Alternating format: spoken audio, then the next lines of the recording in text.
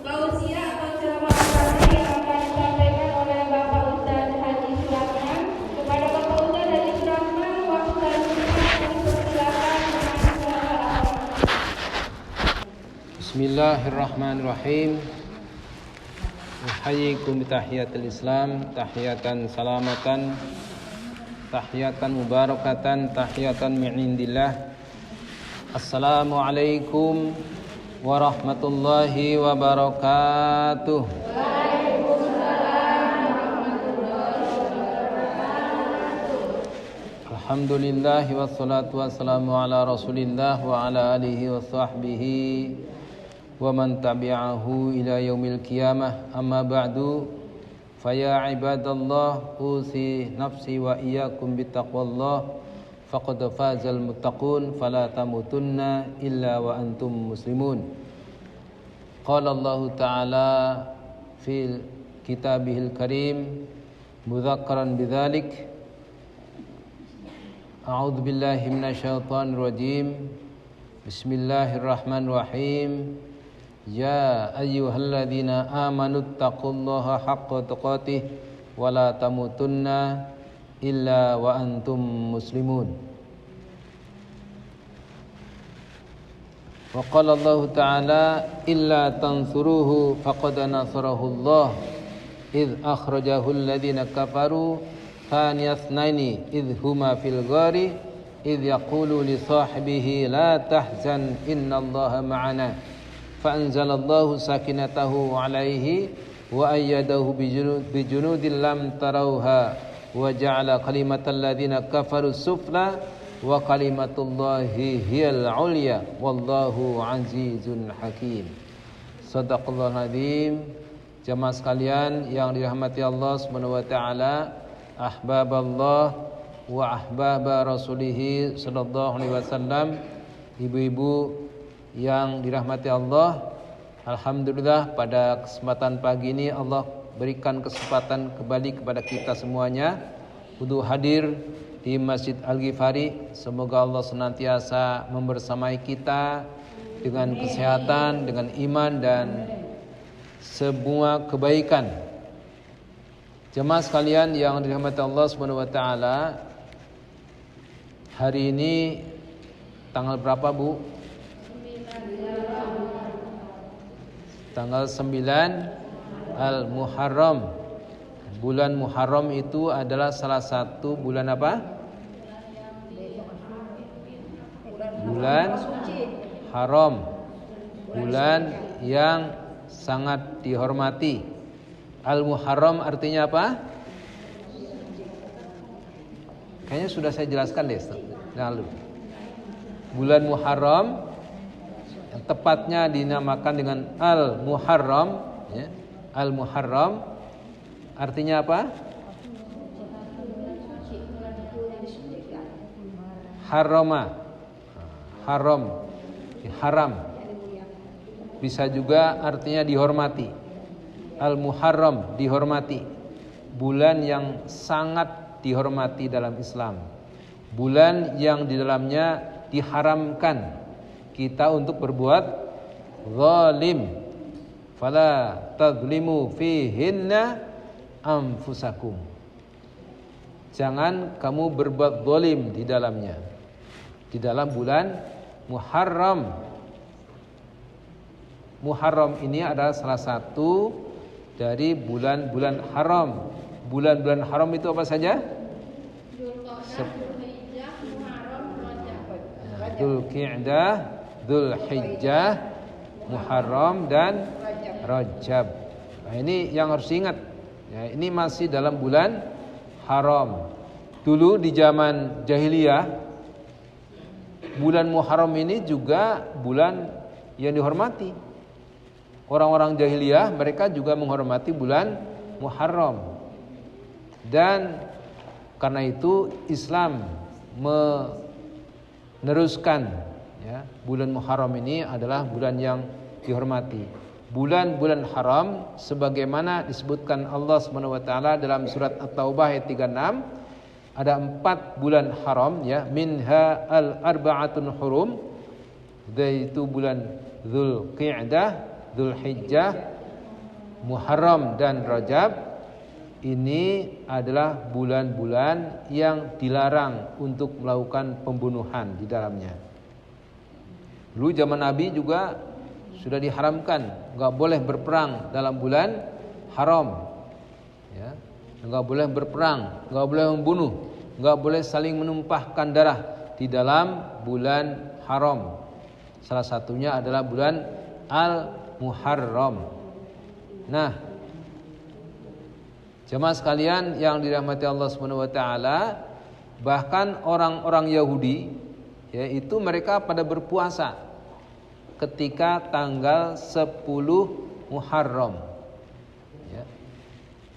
Orang-orang Yahudi pada berpuasa tanggal 10 Muharram.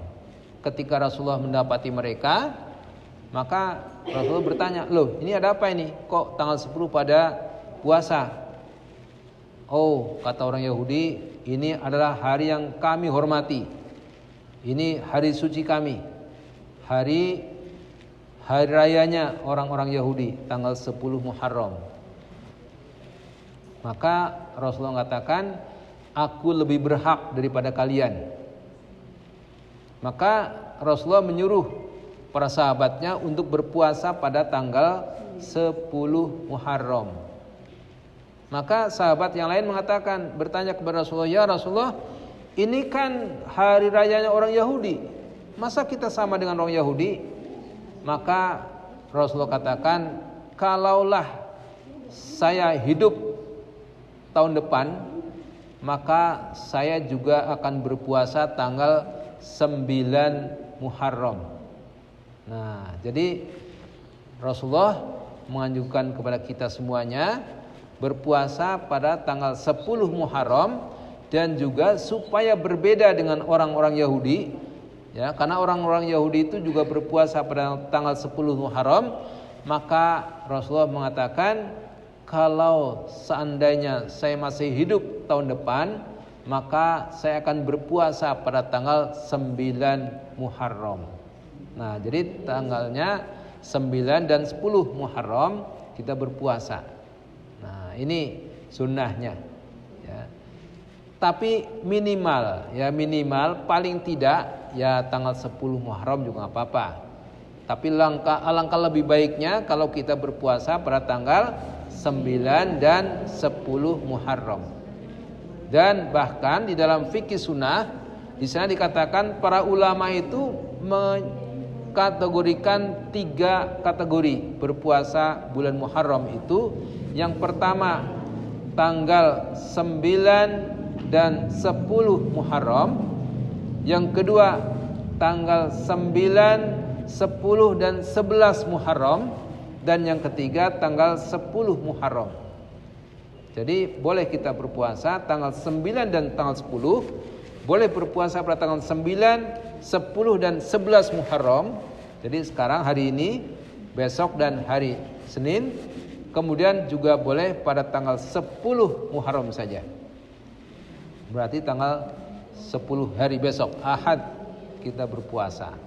Nah, Kalau Seninnya aja besok kan enggak langsung kita ngambil 10 aja, 9. ya tadi boleh ada 3 tingkatan. Ya, tingkatan pertama tanggal 9, 10 dan 11. Tingkatan yang kedua tanggal 9 dan 10 Muharram. Tingkatan yang ketiga tanggal 10 saja. Kalau tanggal 11 saja bukan kan 10 Muharram. Ya. 10 Muharram. Tetapi untuk tahun ini tanggal 11 Muharram itu jatuh pada hari Senin. Nah, jadi boleh berpuasa pada hari Senin, tapi bukan puasa Muharram tadi, bukan puasa 10 saja. Iya.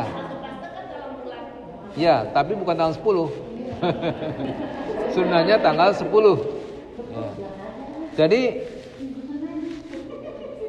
9 ya, hari ini namanya para ulama menyebutkan puasa Tasu'a. Itu apa artinya Tasu'a? Ngerti nggak? Kalau hitungan dalam bahasa Arab, 1, wahid, itsnain, thalatha, arba'ah, khamsah, sittah, sab'ah, thamaniyah. 9 itu tis'ah. 9 itu tis'ah, 10 asyara. Nah, jadi tis'ah itu 9. Hari Tasu'a itu hari ke-9. Hari asyara itu 10. Maka besok tanggal 10 itu Asyura. Maka bulan Muharram itu juga disebut dengan bulan Asyura. Kalau orang Jawa tingkat menjadi suro. Itu kan orang suka menyingkat-nyingkat kan gitu. Nyingkat. Asal muasalnya adalah Asyura. Asyura itu dari kata asyara 10 artinya. Jadi bulan Asyura itu kenapa dinamakan dengan bulan Asyura? Karena di dalamnya ada sunnah berpuasa pada tanggal 10 Muharram. Nah, jadi disebut dengan bulan Asyura. 1 suro. Waduh, ini 1 suro jadi kalau orang Jawa itu menjadi spesial ya, 1 suro. Nah, itu tahun baru. Tapi tidak ada sunnah tertentu menyambut 1 syuro itu. Nah, karena itu enggak usah macam-macam. Enggak usah sampai keris-kerisnya dicuci dan sebagainya, itu kelakuan yang tidak semestinya, perbuatan yang tidak semestinya menjadikan barang-barang yang musyrik itu kemudian dikeluarkan, dicuci dan sebagainya. Itu perbuatan kemusyrikan, tidak boleh ya. Enggak usah. Saya juga punya pisau, biasa aja pisau. Untuk masak, ada untuk potong sapi, enggak saya keluarkan di tanggal 1 suro di asah, enggak usah, enggak perlu. Nah, itu perbuatan yang tidak semestinya. Jadi dulu Nabi melihat orang-orang Yahudi pada berpuasa tanggal 10. Maka supaya berbeda, kata Nabi, kalau saya tahun depan masih hidup, maka saya akan berpuasa pada tanggal 9 Muharram. Tapi Rasulullah kemudian tahun berikutnya sudah wafat ya, sehingga beliau tidak sempat berpuasa pada tanggal 9 Muharram. Tapi beliau sudah mengatakan, kalaulah saya masih hidup tahun depan, maka saya akan berpuasa tanggal 9 Muharram supaya berbeda dengan orang-orang Yahudi. Nah, gitu. Paham ya? Nah, untuk tahun ini jatuh tanggal hari ini 9 Muharram. Jadi hari ini boleh berpuasa. Yang dari pagi belum sarapan, belum minum, belum apa-apa, boleh berpuasa. Karena puasa sunnah. Kalau puasa sunnah itu, kalau sejak habis fajar itu, sejak fajar itu belum apa-apa, belum melakukan makan minum dan sebagainya yang membatalkan puasa, maka boleh berpuasa.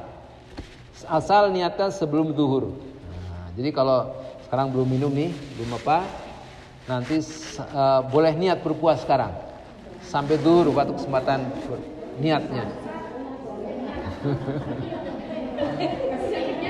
Boleh berpuasa.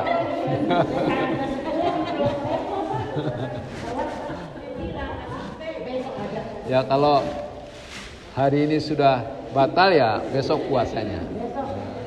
Jadi sunahnya puasa tanggal 9, 10 dan boleh juga tanggal 11. Kebetulan 11-nya juga jatuh pada hari Senin.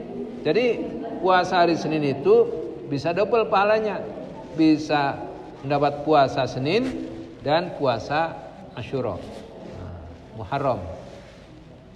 Nah, apa fadilahnya puasa tanggal 10 Muharram itu? Kata Rasulullah, puasa pada tanggal 10 Muharram itu akan menghapus dosa setahun yang lalu. Akan menghapus dosa-dosa kita 1 tahun yang lalu. Jadi setahun dari Muharram yang lalu sampai hari ini, ya, itu diampuni oleh Allah Subhanahu wa taala kalau kita berpuasa pada tanggal 10 Muharram. Oke? Paham? Apa fadilahnya?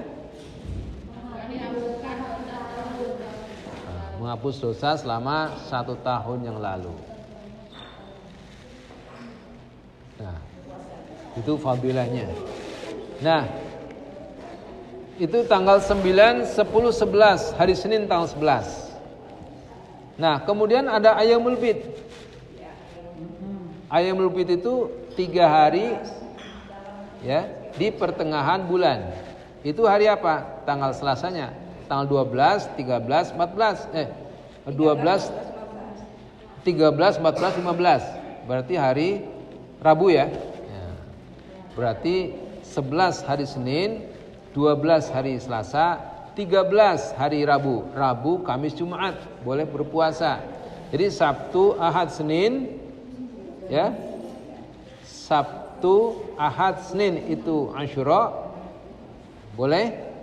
Kemudian Rabu, Kamis, Jumat Ayyamul Bid. Berpuasa. Nah, hari Kamis kan Rabu, Kamis, Jumat kan? Kamis kalau kita berpuasa maka double pahalanya, double dapat pahala puasa hari Kamis dan puasa Ayyamul Bid. Nah, kalau Senin besok double juga puasa Asyura tanggal 11 ya. Tapi bukan tanggal 11 saja, 10 dan 11 ya. 9, 10, 11 ya. Kemudian puasa hari Senin. Jadi itu kalau puasa sunnah itu bisa double-double. Tapi kalau puasa wajib enggak. Kalau ibu-ibu tuh punya, oh saya bayar utang aja hari Senin, ya dapat pahalanya bayar utang gitu. Tapi kalau sunnah, ya puasa sunnah, semua sunnah hari itu bisa dapatkan. Nah itu keutamaan puasa bulan Muharram. Dan tahun ini itu kondisinya Sabtu, Ahad, Senin, Rabu, Kamis, Jumat boleh berpuasa, sunnah sifatnya. Gimana Pak Ustadz kalau nggak puasa? Boleh juga, kan sunnah. Kalau puasa alhamdulillah baik, dapat pahala. Kalau nggak puasa juga nggak apa-apa, nggak berdosa, tapi nggak dapat pahala, nggak dapat keutamaan gitu ya. Jadi sifatnya, hukumnya sunnah. Hukumnya apa? Sunnah.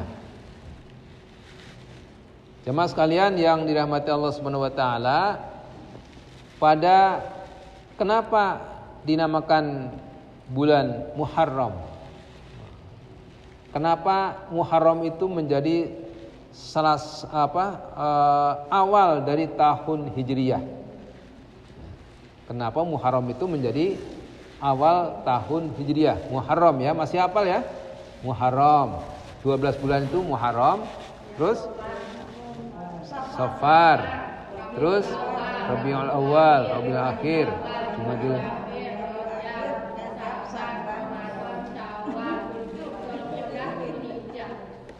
Masih hafal ya? Hafal semua Ibu? Ini masih hafal?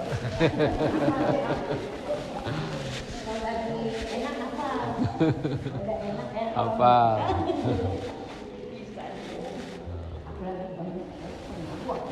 Nah, jadi sekarang ini bulan Muharram. Ingat dalam bulan Muharram tadi nggak boleh berbuat zalim. Jangan marah-marah sama suami, nggak boleh. Jangan. Jangan marah-marah sama anak, sama tetangga. Banyak-banyak berbuat baik. Ya.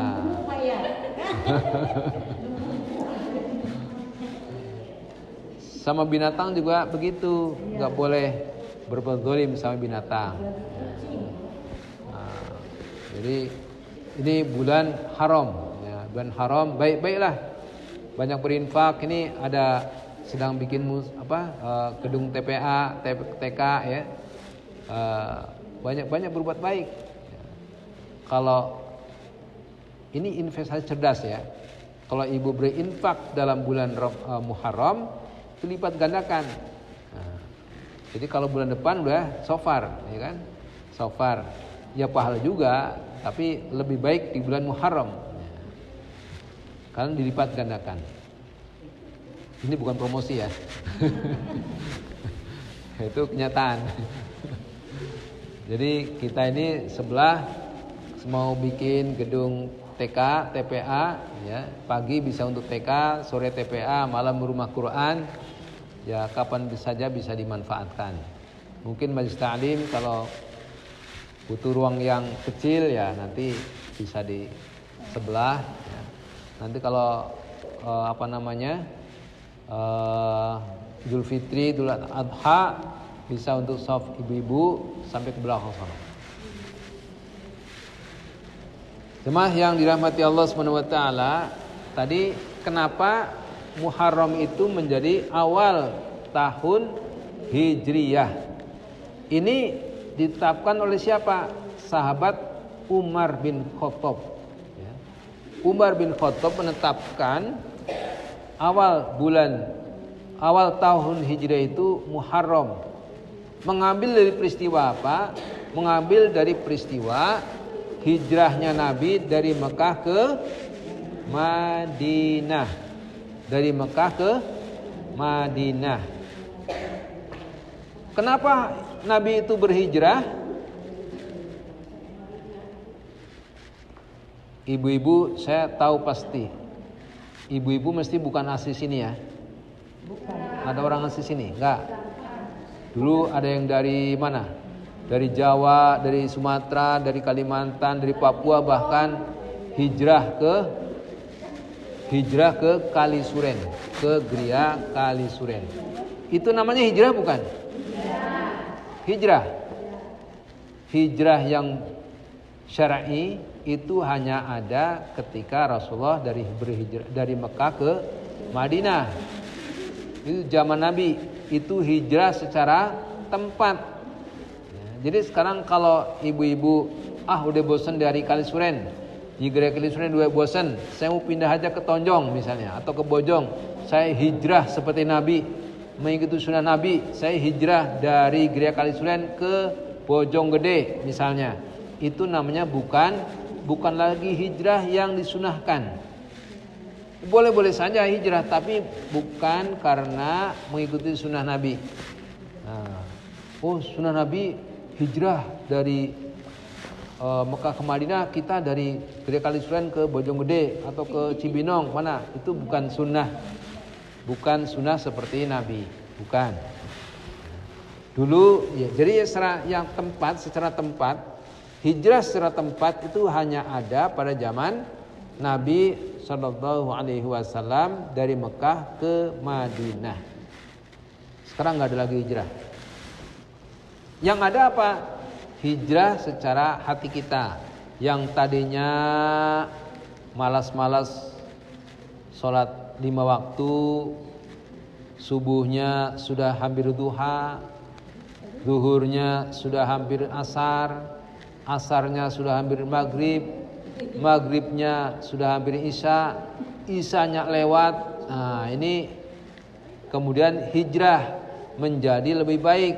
Subuhnya bahkan sebelum subuh sudah bangun, tahajud, witir, sholat sunnah sebelum subuh, ya sholat fajar ya. Kemudian subuh, zuhurnya tepat waktu, asar, maghrib, isya, semua tepat waktu. Yang tadinya nggak pernah tahajud jadi tahajud, yang tadinya nggak pernah witir jadi witir, yang tadinya malas duha sekarang rajin duha, yang tadinya malas baca Quran sekarang rajin baca Quran, dan seterusnya. Yang tadinya tidak mau berinfak sekarang rajin berinfak. Itu namanya berhijrah dari kemaksiatan kepada pahala, dari kafir menjadi iman, dari yang tadinya malas-malas menjadi rajin. Inilah hijrah yang disunahkan sekarang. Jadi bukan hijrah secara tempat, tapi hijrah secara perilaku kita, hati kita. Ya. Yang tadinya benci sama Islam sekarang baik-baik, menjadi orang soleh dalam Islam gitu. Nah, banyak amal solehnya. Itu namanya berhijrah. Nah, kenapa Rasulullah itu berhijrah dari Mekah ke Madinah? karena perintah Allah Subhanahu wa ta'ala. Jadi Rasulullah berhijrah itu karena perintah Allah, bukan karena takut sama orang kafir yang di Mekah sudah dikuyo-kuyo, dimusuhi, diintimidasi. Sahabat-sahabat Nabi itu banyak yang dibunuh, bahkan Rasulullah juga diancam bunuh. Itu zaman Nabi di Mekah. Tapi Rasulullah tidak takut, karena Rasulullah dapat jaminan dari Allah Subhanahu wa taala, beliau tidak akan terbunuh. Beliau mendapat jaminan Allah. Begitu banyak peperangan yang dilalui oleh Rasulullah SAW. Rasulullah wafatnya di mana? Bukan di medan perang, tapi di atas tempat tidur. Itu Rasulullah SAW. Beliau tidak takut diancam bunuh dan sebagainya. Rasulullah tetap melakukan dakwah. Sahabat-sahabat Nabi juga tetap melakukan dakwah. Mereka konsisten. Walaupun banyak yang berguguran di medan dakwah, di medan jihad, tapi mereka tetap berjihad, tetap berdakwah, tetap sebagai seorang muslim. Itu Rasulullah SAW berhijrah dari Mekah ke Madinah bukan karena takut kepada orang-orang kafir, bukan karena takut siksaan orang-orang kafir, tapi lebih karena perintah dari Allah Subhanahu wa ta'ala. Karena apa? Karena Islam ini dengan berhijrah dari Mekah ke Madinah, maka Islam ini menyebar dari Mekah, Madinah waktu itu. Kemudian dakwah itu menyebar ke beberapa negara lainnya, sampailah ke Indonesia. Nah, jadi Islam itu dengan Rasulullah berhijrah dari Mekah ke Madinah itu ada pergerakan, ada perkembangan dakwah dari Mekah ke Madinah. Bahkan sebelum Rasulullah berhijrah, itu Rasulullah sudah lebih dahulu mengutus sahabatnya yang namanya Mus'ab bin Umair untuk berdakwah ke Madinah. Ya, Rasulullah itu di Mekah kan diusir, diintimidasi, disiksa dan sebagainya lah. Rasulullah dan para sahabatnya dimusuhin oleh orang-orang kafir Quraisy, oleh orang-orang kafir Mekah. Rasulullah dimusuhin. Tapi Mus'ab bin Umair datang ke Madinah, berdakwah di sana, dari rumah ke rumah. Beliau diterima oleh orang-orang Madinah. Ya, orang-orang Madinah itu lebih lembut rasanya, hatinya lebih lembut dibandingkan orang-orang Mekah. Orang Mekah ada Abu Jahal, Abu Lahab, ya, bahkan mereka paman Nabi, tapi mereka luar biasa kejahatan yang mereka tunjukkan, kebencian kepada Rasulullah SAW mereka tunjukkan. Umar bin Khattab juga tadinya memusuhi Islam, nggak mau Islam itu berkembang, nggak mau adanya dakwah Rasulullah SAW. Maka Umar juga dulu memusuhi Nabi. Satu ketika Umar bin Khattab itu mau membunuh Nabi. Umar bin Khattab itu satu ketika mau membunuh Nabi, sudah bawa pedang, ketemu temannya di jalan. Mau kemana lu? Saya mau bunuh Nabi. Jangan. Wah, dengar nasihat temannya, akhirnya gak jadi dia bunuh Nabi. Kenapa? Kamu bunuh Nabi, adik lo itu udah masuk Islam lo. Adikmu yang namanya Fatimah itu udah masuk Islam. Oh benar. Dia gak jadi bunuh Nabi, dia datang kepada adiknya. Datang ke adiknya Fatimah, digedor lagi membaca surat Toha. Surat keberapa Toha? Surat yang ke surat Toha itu surat keberapa coba? Surat Toha itu surat yang ke-20 ya. Al-Fatihah, Al-Baqarah, Ali Imran, An-Nisa, Al-Maidah, Al-An'am, Al-A'raf, Al-Anfal, At-Taubah, Yunus, Hud, Yusuf, Ar-Ra'd, Ibrahim, Al-Hijr, An-Nahl, Al-Isra atau Bani Israel, Al-Kahfi, Maryam, Toha. Surat ke-70 apa? Surat kelima apa tadi? Surat kelima apa? Al-Maidah. Surat ke-15 Al-Hijr. Surat yang ke-10 Yunus. Harus hafal. Surat yang ke-18 Al-Kahfi yang sunnah dibaca pada hari Jumat. Ya. Hari Jumat baca surat Al-Kahfi. Kok enggak Yasinan? Yasinan setiap malam, bukan malam Jumat saja. Yasin itu dibaca setiap malam. Surat Ad-Dukhan, surat Yasin surat 36, surat Ad-Dukhan surat 44, surat 56 surat Al-Waqiah, dan yang keempat adalah surat Al-Mulk surat 67. Itu dibaca setiap hari, setiap malam. Yasin itu dibaca bukan hanya malam Jumat saja. Ya, jadi setiap malam. Nah, hari Jumat disunahkan baca surat Al-Kahfi, surat yang ke-18. Kembali tadi cerita Umar bin Khattab. Umar bin Khattab marah kepada adiknya, datang enggak jadi bunuh Nabi, datang ke adiknya, marah-marah, ditempelengnya adiknya. Wah, berdarah, muncul darahnya. Lalu datanglah hidayah Allah Subhanahu wa taala. Begitu melihat darah adiknya, sadar, ini adik saya sendiri. Adik saya sendiri, kenapa saya pukul? Lalu dia tanya, apa yang kau baca tadi? Apa yang kau baca? Sini. Mulanya nggak mau ngasih, tapi ternyata ya kehendak Allah Subhanahu wa taala ketika Umar bin Khattab baca surat Toha, tersentuh hatinya. Maka dia kemudian sadar dan dia tanya kepada adiknya, di mana Muhammad sallallahu alaihi wasallam? Akhirnya dicari Muhammad, dia menyatakan asyhadu an la ilaha illallah wa asyhadu anna Muhammadar Rasulullah. Itu Umar bin Khattab yang tadinya memusuhi Islam, kemudian masuk Islam dan bahkan menjadi pembela Islam yang sangat berani. Maka ketika hijrah ke Madinah, dari Mekah ke Madinah, Umar bin Khattab itu enggak mau sembunyi-sembunyi, terang-terangan. Rasulullah dan para sahabat yang lainnya berhijrah itu serang sembunyi-sembunyi, karena dikejar oleh orang kafir. Tapi Umar bin Khattab terang-terangan, saya mau berhijrah dari Mekah ke Madinah. Siapa yang menghalangi? Akan saya tebas lehernya, begitu. Akan saya bunuh kalau ada yang menghalangi saya berhijrah dari Mekah ke Madinah. Itu Umar bin Khattab. Nah, ini hebatnya Umar bin Khattab. Itu berhijrah dari Mekah ke Madinah lancar aja. Nah, sahabat-sahabat kemudian berhijrah dari Mekah ke Madinah.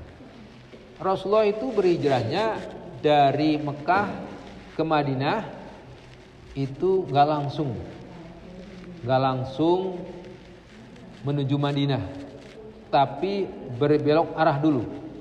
Berbelok arah. Seperti kalau ibu-ibu dari sini mau ke Bojonggede, lewat mana nih? Keluar kanan kan? Belok kanan kan? Terus ke arah Bojonggede kan? Bisa lewat Bomang, bisa lewat Tonjong kan? Tapi Rasulullah berhijrah dari Mekah ke Madinah nggak begitu. Seperti kita kalau mau ke Bojonggede itu ke Inkopat dulu. Mau ke Bojonggede tapi dari sini kiri Inkopat, baru dari Inkopat ke Bojonggede. Lewatnya pun lewat jalan-jalan tikus. Nah, kalau kita bilang jalan tikus ya, bukan jalannya tikus tapi jalan-jalan tikus, jalan yang aneh. Ya lewat mana Sukmanjaya begitu kira-kira lah. Lewat lorong-lorong kecil. Itu Rasulullah SAW. Bahkan dibantu oleh siapa? Dibantu oleh orang kafir. Jadi boleh minta bantuan kepada orang kafir. Jadi Rasulullah itu berhijrah. Sebelum berhijrah dipanggil Ali bin Abi Thalib. Ini orang-orang kafir itu sudah waktu malam itu sudah mengepung rumah Nabi. dikepung rumah Nabi ya. Kepung rumah Nabi, kemudian Rasulullah kemudian panggil Ali bin Abi Thalib. Ali, kamu tidur di tempat tidur saya. Ali bin Abi Thalib tidur di tempat tidur Rasulullah SAW. Beliau berhijrah keluar di rumah, orang kafir pada tertidur semuanya. Orang kafir yang mengepung rumah Rasulullah itu sudah tertidur, ditidurkan oleh Allah Subhanahu wa taala sehingga beliau bisa keluar dengan aman. Dan beliau kemana? Kemudian bersama dengan Abu Bakar menuju ke gua apa namanya? Gua Thur. Nah, jadi ada gua yang terkenal di dalam sejarah, yaitu yang pertama Gua Hira dan yang kedua Gua Thur. Gua Thur. Dan dua-duanya namanya Ghor. Ghor. Di sini diceritakan dalam surat 9, surat At-Taubah ayat 40. A'udzubillahi minasyaitonirrajim. Illa tansuruhu faqad nasarahu Allahu id akhrajahu alladziina kafaru thaniyasnaini id huma fil ghari id yaqulu li sahibihi la tahzan innallaha ma'ana fa anzalallahu sakinatahu alaihi wa ayyadahu bijunudin lam tarauha wa ja'ala kalimatal ladziina kafaru sufla wa kalimatullahi hiyal ulya wallahu azizun hakim. Illa tansuruhu faqad nasarahullah. Kalau kamu tidak mau menolongnya, kalau kamu tidak mau menolong Rasulullah Muhammad SAW, faqad nasarahullah, maka semuanya Allah telah menolongnya. Jadi kalau kita enggak mau mendukung Rasulullah SAW, Allah yang mendukung. Kalau waktu itu dikatakan, kalau engkau tidak mau menolong Rasulullah Muhammad, maka Allah yang menolongnya.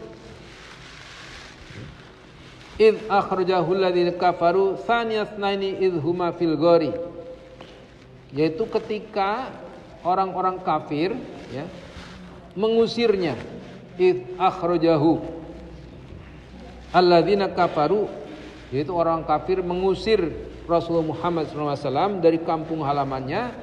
Tsaniyasnaini idh huma fil ghari, dan dia adalah salah seorang dari dua orang yang berada di dalam gua. Dua orang itu siapa?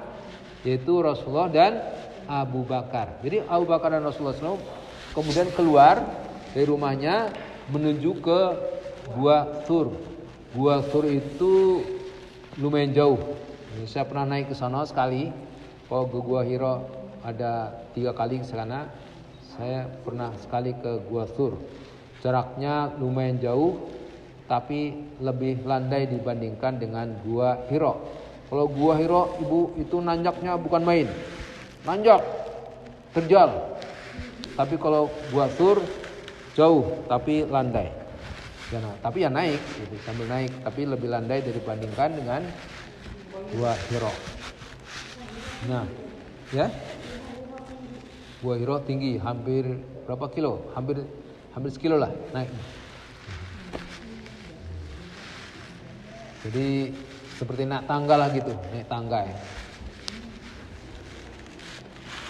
Dulu Rasulullah itu 3 hari sekali naik ke Gua Hira. Bayangkan. Jadi Rasul itu sehat, kuat. Rasul sehat, kuat. Jadi kita ini juga harus sehat, kuat. Memelihara tubuh kita menjadi sehat, kuat. Ya. Jadi jangan malas-malasan di rumah, paling pagi jalan pagi, ya. Olahraga supaya badan kita sehat. Rasul itu ya.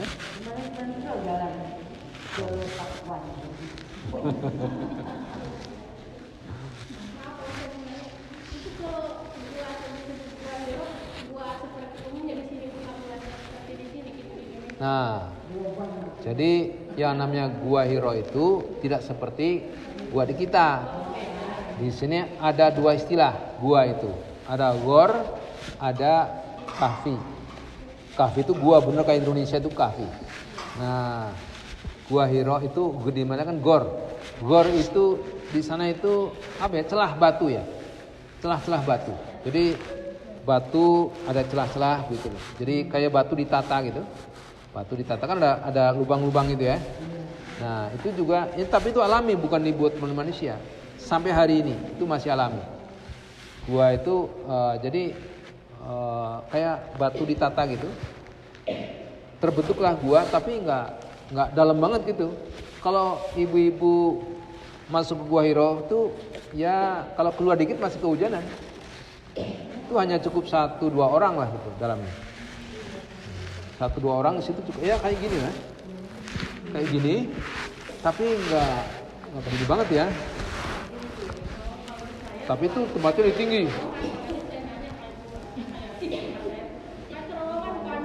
Oh bukan, itu gua, itu kahfi. Itu gua di Indonesia. Ada stalagmit ya. Itu gua di Indonesia. Di sana bukan. Ya kalau itu bukan gor, ini namanya gor. Gor itu celah-celah batu. Jadi Rasulullah bertahanut itu di Gua Hiro bukan kayak di gua Selarong ya. Gua Candi Jajar kalau di Kebumen ada. Nah, bukan begitu. Bukan gitu, tapi di celah-celah batu ya. Itu adanya di atas gunung. Namanya Gunung Nur. Jabal Nur. Jabal itu gunung. Jabal itu kalau orang Indonesia bilang gunung, orang Arab bilang jabal. Ada Jabal Nur, Jabal Tur, Jabal Rahman dan sebagainya. Nah, jadi Rasulullah dulu bertahanut di Gua Hiro. Itu naiknya bukan main.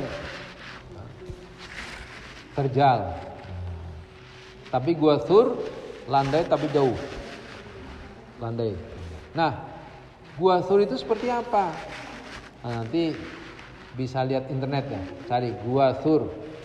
Nah, itu batu besar, tapi di bawahnya itu ada celah. Jadi celah itu bisa dua arah, masuk sini keluar sana bisa. Tapi untuk keluar juga susah. Dan di dalam itu bukan nggak bisa berdiri, hanya duduk. Nggak bisa berdiri dalam Gua Tur itu. Dulu Rasulullah kan besar badannya, tinggi ya. Abu Bakar, Rasulullah dan Abu Bakar itu kan tinggi dibandingkan kita. Kita kan orangnya zaman kita ini kan orangnya paling tinggi berapa? Ada yang 2 meter, nggak ada kan? Paling 160, 170 gitu kan kira-kira. Nah, Rasulullah itu tinggi. Itu bisa masuk ke dalam Gua Tur. Masuk ke Gua Tur. Di situ nggak bisa berdiri. Kalau saya pun pernah masih itu susah, nggak bisa berdiri juga, bisanya duduk. Nah, beliau masuk ke dalam Gua Tur bersama Abu Bakar, kemudian datang tentara Allah. Makanya Allah katakan di sini, "Idz yaqulu li sahibihi la tahzan innallaha ma'ana." Abu Bakar bilang, gua khawatir Abu Bakar kan, ya Rasulullah gimana kita di sini? Maka Rasulullah menenangkan hatinya, la tahzan innallaha ma'ana. Jangan kamu khawatir, sesungguhnya Allah bersama dengan kita. Innallaha ma'ana. Hai Abu Bakar, jangan khawatir, sesungguhnya Allah bersama kita. Itu dalam Gua Tur. Innallaha ma'ana. Fa'anzalahu sakinatahu alaihi. Maka Allah menurunkan ketenangan dalam jiwanya. Nah, jadi ketika Rasulullah sudah menenteramkan, Allah turunkan dalam hati Abu Bakar dan Rasulullah SAW itu ketenangan. Fa'anzalahu sakinah. Sakinatahu alaihi. Ketenangan dalam hatinya. Jadi sakinah itu tenang. Keluarga ya sakinah, mawaddah, warahmah, ya kan? Sakinah itu tenang. Sakinah. Sakana itu artinya tinggal. Bisa berarti tinggal. Fansakin, di mana kamu tinggal? Aina taskunu, kamu tinggal di mana? Itu orang Arab bilang, aina taskun, kamu tinggal di mana? Kalau orang bahasa amiyah, bahasa sehari-harinya, fantaskun, kamu tinggal di mana? Rumahmu di mana? Gitu. Sakinah, sakinah itu tenang. Kalau dalam rumah kan tenang kan? Setenang-tenangnya di luar rumah, lebih tenang dalam rumah. Ya kan? Tidur di rumah, kepengin jalan-jalan. Jalan-jalan, pengen pulang lagi kan? Tenang dalam rumah. Sakinah. Makanya keluarga yang benar itu adalah keluarga yang bawa sakinah, ketenangan. Kalau orang sudah nggak betah di rumah, nah ini sudah tanda-tanda tidak sakinah. Jadi keluarga yang sakinah itu adalah di mana suami istri itu dan keluarganya itu merasa tenang dalam rumah. Karena itu perbaharui. Nah, ini agak melenceng dikit ya. Perbaharui niat kita berkeluarga itu adalah karena Allah Subhanahu wa taala, karena ibadah kepada Allah Subhanahu wa taala. Wa min ayatihi an khalaqalakum min anfusikum azwaja litaskunu ilaiha. Litaskunu ilaiha. Kamu berkeluarga itu supaya kamu tenang dalam dengannya. Dan ayat ini dibuka dengan wa min ayatihi, kata ayat. Allah sebutkan kata ayat dalam Al-Qur'an itu 64 kali. Dan tidak ada satupun Allah menyebutkan ayat dalam Al-Qur'an itu kecuali maksudnya adalah dalam rangka mendekatkan diri kepada Allah Subhanahu wa taala. Jadi nikah itu adalah tujuannya supaya dekat dengan Allah Subhanahu wa taala. Bukan untuk yang lain. Nikah, ibu-ibu nikah itu adalah dalam rangka mendekat kepada Allah Subhanahu wa taala, supaya kita lebih dekat dengan Allah Subhanahu wa taala. Jadi tujuannya nikah, berkeluarga itu supaya dekat dengan Allah. Jadi orang yang makin lama berkeluarga, makin lama nikah itu enggak makin dekat dengan Allah, pasti ada masalah dalam keluarga itu. Jadi kalau dua nikah malah jadi susah, jadi enggak tenang. Nah, itu mungkin ada masalah dalam keluarga itu. Keluarga yang benar adalah keluarga yang membawa ketenangan. Sehingga ibu-ibu bisa membawa ketenangan buat suaminya. Seperti Rasulullah SAW ketika dari di Gua Hira, Rasulullah itu ketika di Gua Hira yang kedua setelah wahyu pertama turun, yang kedua datang malaikat Jibril dalam bentuk yang asli.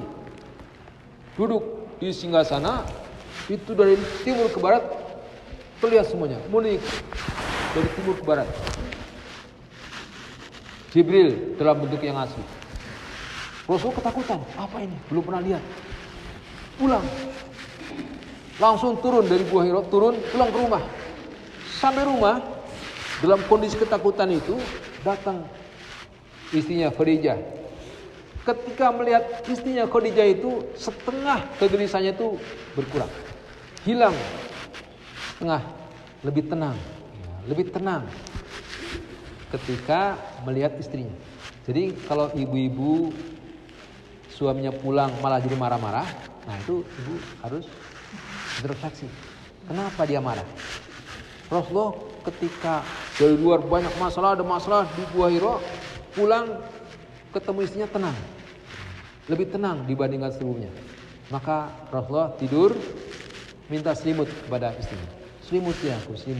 Maka turun, ya ayyuhal muzammil kumil laila illa qalila. Jadi Rasul pulang itu bawa ketenangan. Jadi ibu-ibu harusnya membawa ketenangan bagi suaminya ketika di luar suaminya banyak masalah, ada capek yang ini. Jangan pulang ke rumah langsung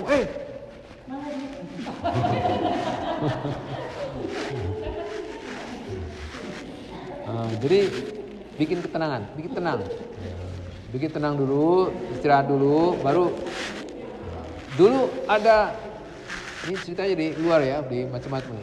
Jadi dulu itu ada seorang istri ditinggal suaminya berperang, berjihad, sampai rumah ya, Pulang udah lama pulang. Ternyata ya dilayani suaminya dulu. Dilayani suami berhubungan suami istri, udah selesai pagi-pagi istrinya bilang, "Pak, kira-kira kalau ada orang nitip barang diminta kembali boleh nggak?" "Oh boleh." "Gimana?" "Ya dikembalikan, biasa kembalikan." Nah, Allah itu sudah menitipkan kepada kita, anak kita sudah dipanggil oleh Allah Subhanahu wa taala. Oh, ternyata anaknya meninggal, itu nggak langsung dikasih tahu. Suaminya baru pulang dari jihad langsung, "Pak, meninggal nih, meninggal." Enggak. Anaknya meninggal dalam kamar, udah. Suaminya pulang, disambut baik dulu, dilayani sambil berhubungan suami istri. Selesai pagi udah tenang, baru dibilang, anak kita udah meninggal. Itu istri yang baik. Bisa begitu?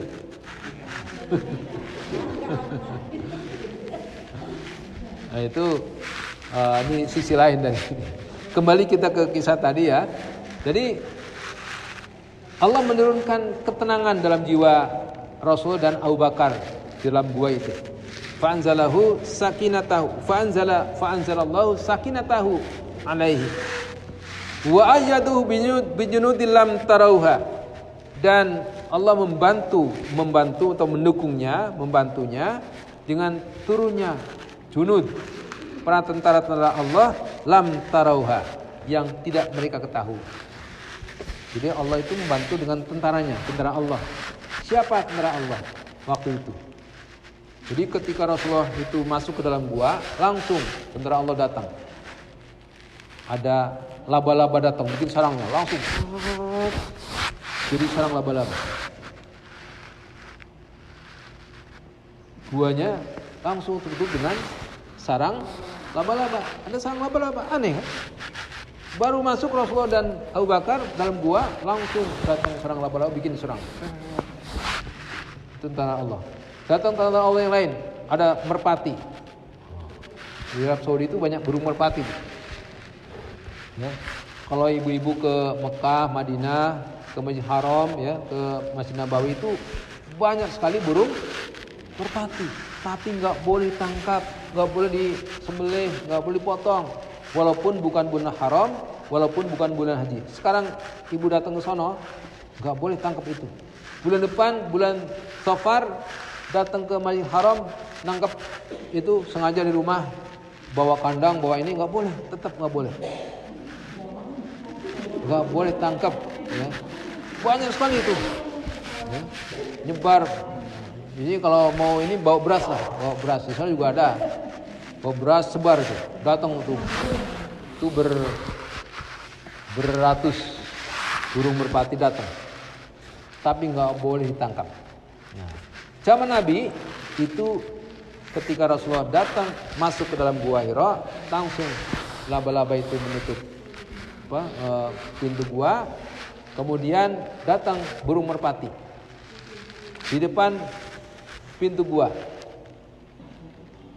Lalu datanglah orang-orang kafir mengejar. Ini kayaknya ada tapak orang nih sampai ke gua Sur, tuh di depan gua. Sudah di depan gua, orang kafir nggak nyangka ada Rasulullah dalam gua itu. Itulah tentara Allah yang tidak terlihat. Bantuan Allah dengan tentaranya. Orang kafir itu nyangka, nggak mungkin di sini. Buktinya itu ada sarang laba-laba. Padahal kan gampang kan, tinggal pakai tangan, itu gampang sekali. Tapi pertolongan Allah itu luar biasa. Mereka nggak mampu untuk menyingkirkan sarang laba-laba itu. Sarang laba-laba kan nggak punya kekuatan kan, kecuali kalau dipatok pakai kayu, itu kan harus pakai ini ya. Jadi enggak, sarang laba-laba kan tinggal pakai tangan aja gitu. Tapi itu enggak mampu dilakukan oleh orang-orang kafir. Padahal mereka sudah jauh-jauh dari Mekah itu mengejar Rasulullah sampai ke Gua Thur. Jauh itu. Naik jauh. Sampai situ, mana sepi, nggak ada orang. Ini ada sarang laba, ada burung mati. Nggak mungkin. Mereka turun lagi. Tertipu mereka. Nah itulah Allah katakan, fa'anzalallahu sakinatahu alaihi wa ayyadahu bijunudin lam tarauha wa ja'ala kalimatal ladina kafaru as-sufla. Dan menjadikan kalimat-kalimat Allah itu, kalimat orang kafir, kata-kata orang kafir, perilaku orang kafir itu menjadi rendah. Wa ja'ala kalimatal ladina kafaru sufla. Dan menjadikan kalimat-kalimat orang kafir, artinya perilaku orang kafir, pengejaran orang kafir, perbuatan orang kafir itu as-sufla, menjadi rendah. Wa kalimatullahi hiyal ulya, dan kalimat Allah itu menjadi lebih tinggi. Mereka tertipu. Hanya dengan apa tadi? Hanya dengan sarang laba-laba mereka tertipu. Sarang laba-laba nggak punya kekuatan apa-apa, tapi itu bisa menipu mereka. Itulah tentara Allah Subhanahu wa taala. Kehendak Allah. Wa kalimatullahi wallahu azizun hakim. Dan Allah Maha perkasa lagi Maha bijaksana. Itulah jemaah sekalian, pertolongan Allah Subhanahu wa taala diturunkan kepada siapa saja yang membela agama Allah Subhanahu wa taala. Masih banyak ceritanya, masih banyak kisahnya. Di Gua Thur saja masih ada kisah lainnya, tapi sudah 10:30. Jadi kita cukupkan dulu, mudah-mudahan pekan berikutnya masih bisa kita lanjutkan.